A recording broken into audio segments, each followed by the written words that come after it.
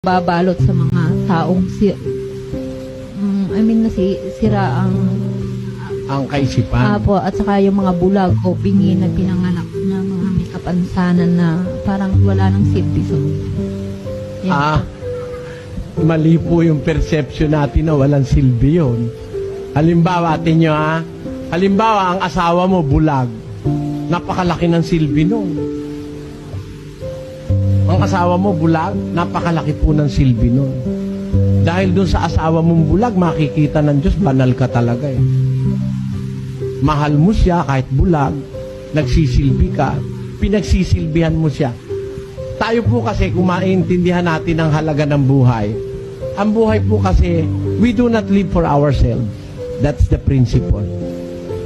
We must live for a great purpose. Maaari, you live to serve God, para kandilihin ang mga asawa mo't mga anak. Ganon, paglilingkod sa Diyos yun eh. Kaya po hindi naman ang ibig sabihin, kung ang isang tao bulag, wala ng silbi. Unang-una, yung bulag, yung pipi, yung bingi, burden natin yun eh. Dahil sa mga yun na ipapakita natin sa Diyos ang ating compassion, pagmamahal sa kapwa, maliligtas tayo.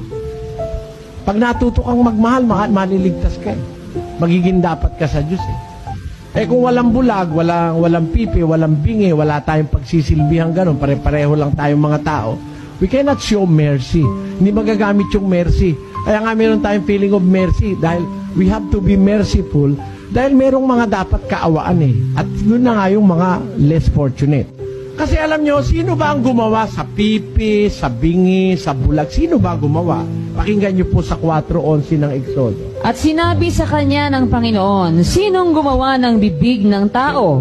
O sinong gumawa ng pipi, o bingi, o may paningin, o bulag sa tao? Hindi ba ako ang Panginoon? So, sinasagot ng Diyos.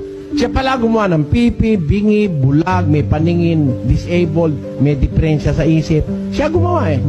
Kung siya gumawa, may kaligtasan ba yon? Pakinggan nyo sa unang Timoteo 4:10.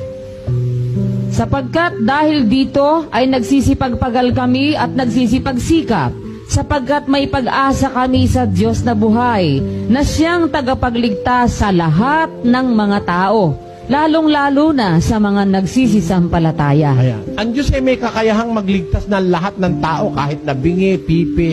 Pwede na mailigtas ng Diyos yun eh. Maaari sabihin ng iba, paano maliligtas yun? Mas ligtas pa nga yun eh. Kesa sa nakakakita, may mata yung isip, pero kalokohan naman ang ginagawa. Yung mga mentally retarded, yung mga mongoloid, yung mga taong wala sa normal. Ano po yan eh?